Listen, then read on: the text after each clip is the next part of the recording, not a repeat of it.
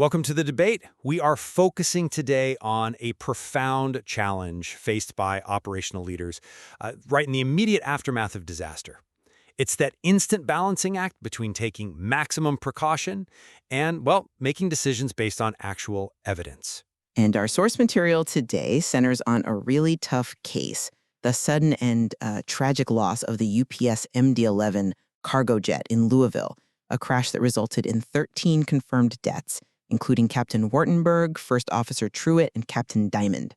Yeah, and it led to this dramatic, immediate grounding of the entire MD-11 fleet. That's fully 9% of UPS's operational fleet just grounded overnight. So the central question arising from this corporate response, it's critical, isn't it? Was UPS's decision, this proactive move to ground every single MD-11, which they did based on the manufacturer's quick recommendation, was that a necessary and effective safety measure? An ethical imperative, really? Or, conversely, was it perhaps premature, a largely precautionary move, maybe even driven by reputation concerns, implemented before the crash investigation could possibly yield any actionable, data-driven root cause? Exactly. Now, I'm going to argue that the immediate grounding was, well, frankly, the only necessary and responsible safety action available at that moment. It was mandated by the sheer severity, the catastrophic scale of the failure mode we saw. And I come at it from a different angle. While, look, the desire to show caution is absolutely understandable, I believe the grounding was premature. It represents a huge, generalized, fleet-wide reaction that happened before key evidence, specifically the data recovered from the cockpit voice recorder and flight data recorder, could really inform a more targeted, technically justifiable response. Okay, well, my core thesis is really centered on the failure itself. I mean, we're not discussing a hard landing or some kind of navigational error here. We're talking about a wing catching fire and an engine literally falling off shortly after takeoff. That led to the total and immediate loss of the aircraft and tragically 13 lives. This suggests strongly, I think, a failure of a fundamental system, maybe even a systemic vulnerability in the airframe itself. Waiting for the NTSB to conduct its detailed forensic analysis, which, can take months or even years to finalize, that would have risked further loss if there was some systemic issue lurking across the rest of the fleet. The decision was proactive, yes, and crucially, it was based on a direct recommendation from the aircraft manufacturer, Boeing, who took over McDonnell Douglas. And this manufacturer recommendation, it carries immense weight. It suggests deep internal concern about a design or maybe a systemic issue that goes beyond just routine operational risk. Furthermore, UPS explicitly stated the action was taken, quote, out of an abundance of caution and in the interests of safety, clearly prioritizing human life over keeping 9% of their logistical capacity running. And the documented swift implementation of contingency plans, which required, massive operational reorganization, confirms that safety mitigation was paramount, even at a severe cost to business continuity. Right, but that emphasis on the abundance of caution is precisely what makes me skeptical about the technical necessity of this fleet-wide halt. My core thesis is that grounding an entire fleet based on a single, albeit catastrophic, incident before recovering and analyzing the black box data, it's just an overgeneralized reaction. It risks addressing a kind of generalized fear rather than the true specific risk. This action, I contend, has strong components of, liability management and public relations sort of woven into the safety mandate. We have to look at the immediate focus of the NTSB. They weren't immediately digging into the original 1990s MD-11 design documents. They specifically stated they were investigating the maintenance history of this particular plane. Remember, this aircraft had recently undergone a really extensive period of maintenance from early September until mid-October for significant repairs down in San Antonio, Texas. This recent localized maintenance history strongly suggests the risk might be specific to that airframe or maybe specific to the procedures carried out by a single crew, not something systemic to the entire MD-11 design. Grounding every single plane preempts the ability to quickly isolate that specific localized risk. Okay? Moreover, the manufacturer recommendation you cite, coming from Boeing, which absorbed the original builder, McDonnell Douglas, you have to view that through a legal lens as well. Boeing has an overwhelming incentive to recommend maximum caution to immediately mitigate potential liability from a legacy aircraft design, regardless of whether the initial cause turns out to be a manufacturing defect or, say, improper third-party repair work. They are, in a way, protecting themselves first. Let's focus on that tension right away then, the localized risk versus the fleet risk. You rely heavily on the manufacturer's general recommendation for a fleet grounding, but you argue that overlooks the specific, tangible evidence immediately pointing toward a localized risk, that long stay in a repair facility for significant maintenance. So if the NTSB's immediate focus is the maintenance history, let's say a specific procedure involving the engine pylon attachment points, or maybe a fuel line near the wing structure, why ground the entire fleet? If the problem is, a poorly torqued bolt in San Antonio, grounding the planes in California and Germany does nothing to solve the actual isolated problem, does it? That's an interesting point about the immediate focus of the NGSB, though I would frame it differently in terms of regulatory and risk management reality. While the NTSB is absolutely correct to investigate maintenance history first, they have to in any crash, the mode of failure here, involving a wing fire and then engine separation, that suggests a really high-energy structural failure. Now, such a catastrophic event can easily be initiated by improper maintenance, yes, absolutely. But it also indicates maybe a lack of sufficient redundancy or a significant vulnerability in that structural area. The manufacturer, who has proprietary knowledge of the airframe, is reacting to the potential for a systemic vulnerability, one that could be triggered by maintenance error across the entire fleet, not just on that one plane. And the weight of Boeing's recommendation isn't just advisory. It's a critical input for the FAA. When a manufacturer of that stature issues a grounding recommendation for a specific airframe failure mode like this, the operational company, UPS, is essentially facing a regulatory mandate. They really can't legally or ethically just ignore it. They have to assume the highest level of risk that the failure is repeatable until that risk can be definitively proven to be confined to just one aircraft. I appreciate the urgency you're describing, but I do have to push back on the idea that operational data is entirely secondary to immediate life preservation, especially when we're talking about investigative safety. If the goal is truly data-driven safety, preventing the next catastrophe, then finding the specific vector of failure relies on data.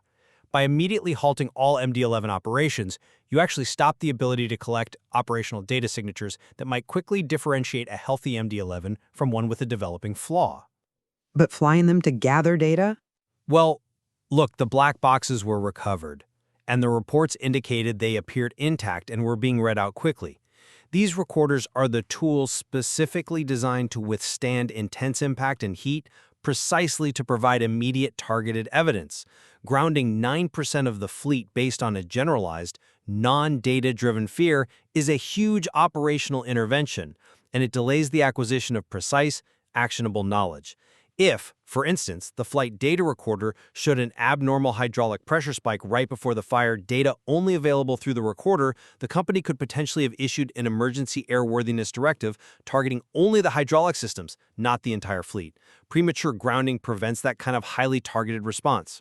I'm sorry, but I just don't buy that the operational data loss is irrelevant in this context. Let me tell you why. That line of reasoning sounds compelling in theory, maybe in a lab, but it ignores the unacceptable risk profile here. You are suggesting that UPS should have kept flying dozens of these large cargo jets, gathering operational data, while knowing there was a potential, maybe repeatable mechanism out there that could cause a wing fire and engine loss. That is just an impossible ethical and legal position for any airline, especially after 13 fatalities. The potential cost of gaining that data could be another 13 lives or more. The operational disruption, the logistical cost, is a necessary expense to remove the risk of catastrophic loss immediately. UPS is almost mandated by probability, by the precautionary principle, to ground the fleet, regardless of how quickly they think the CVR-FDR data might materialize. Safety isn't about waiting for conclusive evidence when the failure mode is total destruction. Okay, but we are talking about resources here. If the root cause is confirmed to be external to the design, let's say a specific procedural failure at the San Antonio facility involving, I don't know, non-standard sealant or improper mounting, then the massive effort and financial cost of grounding the entire fleet, mobilizing contingency plans, rerouting cargo worldwide, those are resources diverted away from precisely targeting that specific maintenance problem. If the grounding action is technically irrelevant to the actual failure mechanism, then it is, almost by definition, an operational overreaction. It costs a lot and maybe didn't address the real root issue any faster. Furthermore, let's consider the technical nuances of the MD-11 itself. It's known for its complexity, particularly its flight control systems. A catastrophic failure could potentially arise from highly specific inputs or maintenance issues, for example. Maybe improper balance of the cargo leading to extreme structural stress, which then leads to failure at a weak point. The immediate NTSB focus on the specific history of the crashed plane signals that the vulnerability was likely localized, not some inherent systemic design flaw that affects every single MD-11 equally.